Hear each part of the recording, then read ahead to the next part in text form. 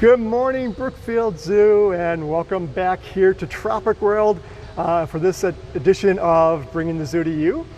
This is a special edition that's kind of in a big group of kind of presentations we're going to do this week on ape awareness, because it's April, right? So we should do something on apes, and apes are just such great creatures. So Friday, look forward on all of our social media platforms for JoJo's birthday party, which is so great. So look for that. Tomorrow, we're going to talk about one of the apes that we have here at Brookfield Zoo. It's the white-cheeked gibbon, and that's on TikTok at 2 p.m. But today, we're going to talk about my favorite ape, which is the orangutan. So we're here at Tropic World Asia, and I think when that's giving you a good look, we've got our orangutan family out here.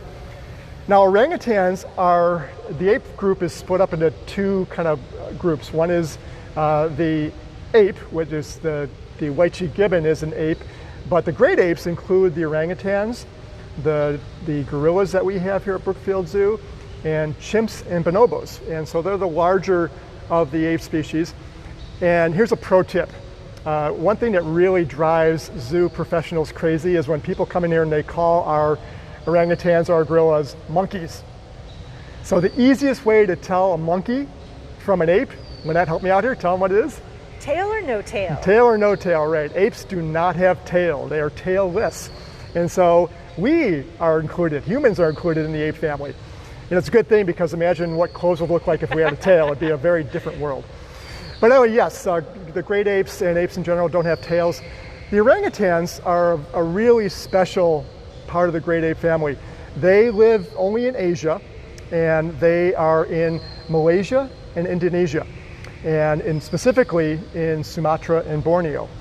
At Brookfield Zoo, we have Bornean orangutans, and today we're giving you a wonderful chance to see our family group, which is made up of Ben, a 42-year-old male, and Sophia, our prolific mom. She is just a great mom.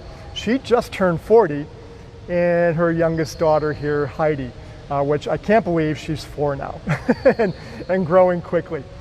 But they're out here in this wonderful habitat. What you see is, like a lot of this part of Asia, is arboreal, because orangutans are one of the more arboreal of the primate species. They spend most of their time in the trees, and of course, that means their bodies over time have adapted to life living at the top of trees.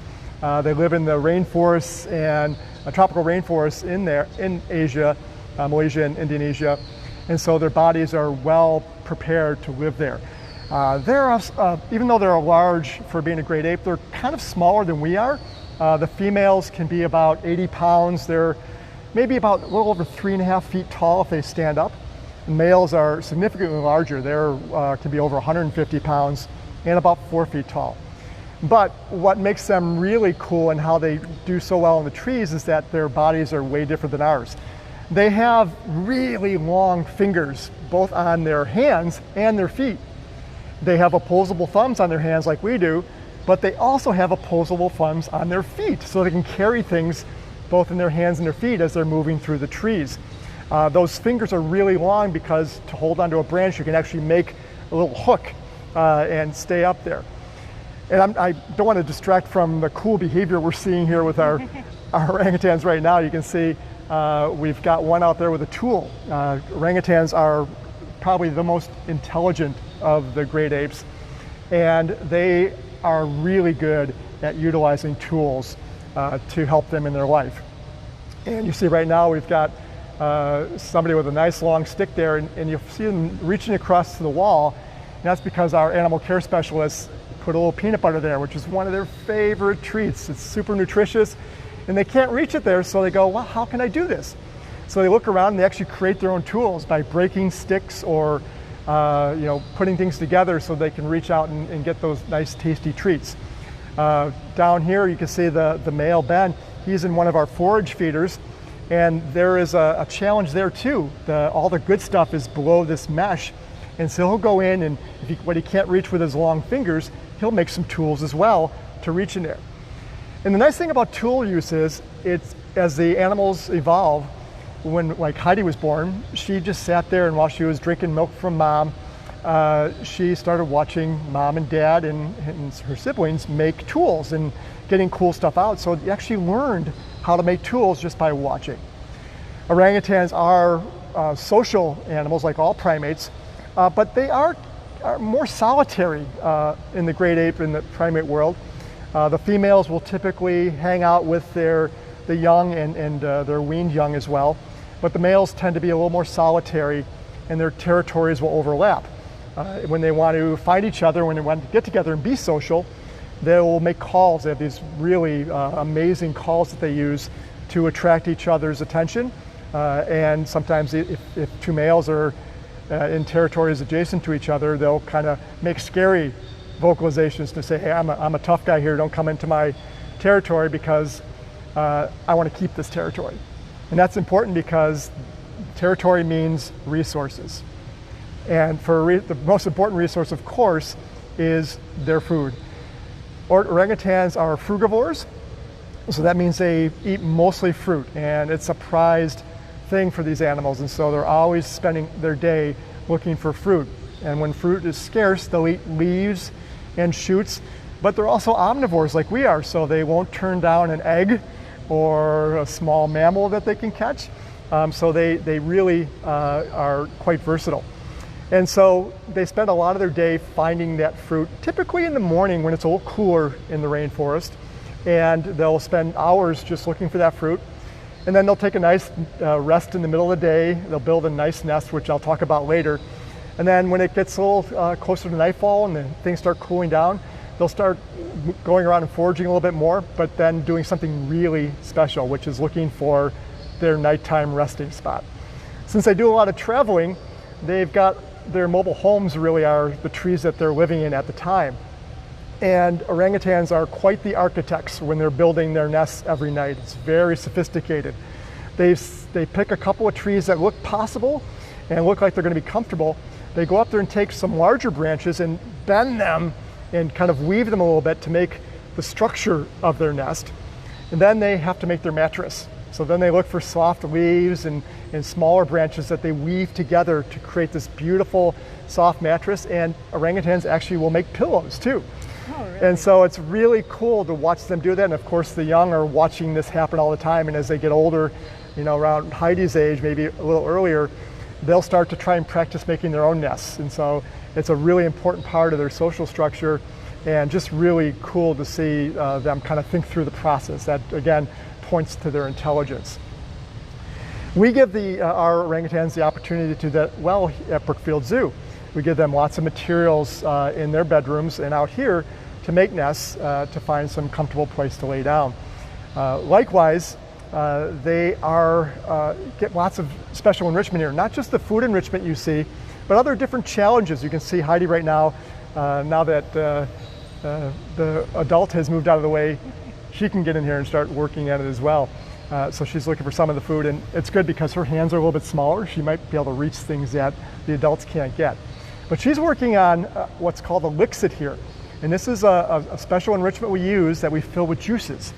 And again, tool use. I don't know if you can see it with the light, but there's a little bit of a fabric cloth that's in there. And so what she's doing right now is dipping that fabric cloth into the juice to get it out. And so that allows that juice to kind of last a little bit longer. And that's the kind of work they have to do out in the wild too when they're finding fruit. It just doesn't show up. They have to go find it. They have to remove it. Sometimes they have to pull the outer areas of it to get to the good stuff on the inside.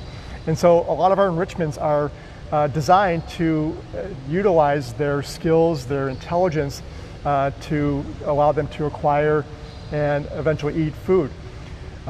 You can see again a lot of work on that peanut butter wall there. That would be going for quite some time. We actually have timed feeders here. We talked about this in other episodes of Bringing the Zoo to You. One up in our catwalk. I don't know if you can see up there's two blue pipes that are over this habitat. And throughout the day, food will just drop into the habitat. And so the animals are constantly foraging for those things that are falling from the sky. Likewise, we have a really cool time feeder up against the wall. And that feeder is actually 2 stories up. And it drops food into this little dish on the wall. And the animals have to keep going back. They have to climb the vines to find that food. And so not only is it good for their physical fitness to keep them strong and climbing, but it's also great for our guests to see. They get to see the wonderful balance and the way these animals can move and work their way through what would seem like unbelievably precarious situations. Some of our orangutans are so versatile, they can actually walk on the vine like a tightrope and make their way up there, which is just amazing. So this is just a great place to watch animal behavior. And of course, being a behaviorist, that's what I love to do. Apes are just a wonderful species because their behavior is so complicated, but yet so important to their existence in the wild. Any questions that we're getting in? I don't want to talk too much now to answer any questions that are coming in. Of course, Ben walked away, but what's up with that long hair? Is he just having a bad hair day? He's not having a bad hair day. Yes, they have long hair, of course.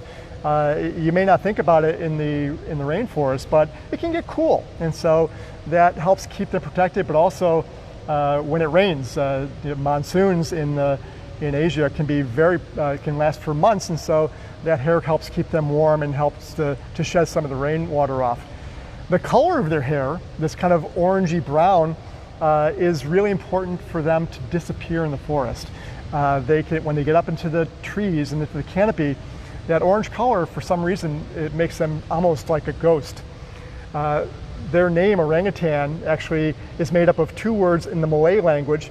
Orang means person, and hutan means forest, so they're the forest people.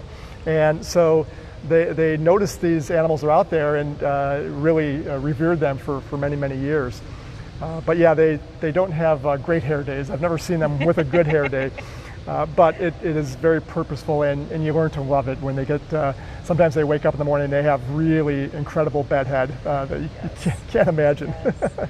Especially when they're real little. Right. We have a question that sort of is going to touch on something else that I know you wanted to talk about. Someone wanted to know if the peanut butter is palm oil free.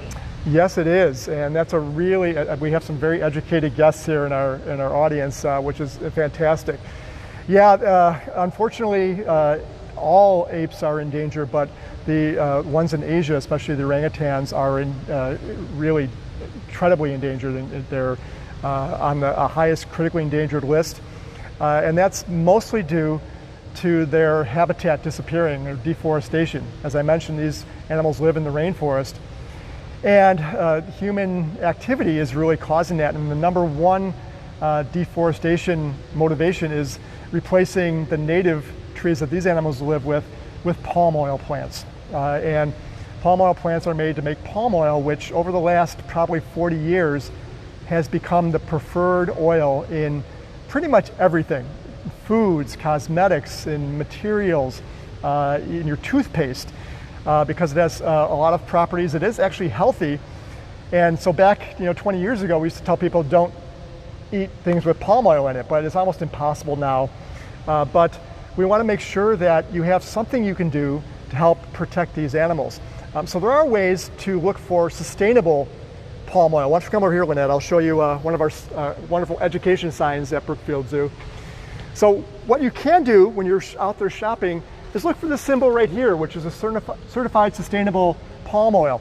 Look for it on products. Oftentimes they're the ones in the health food section or health areas in some of our stores.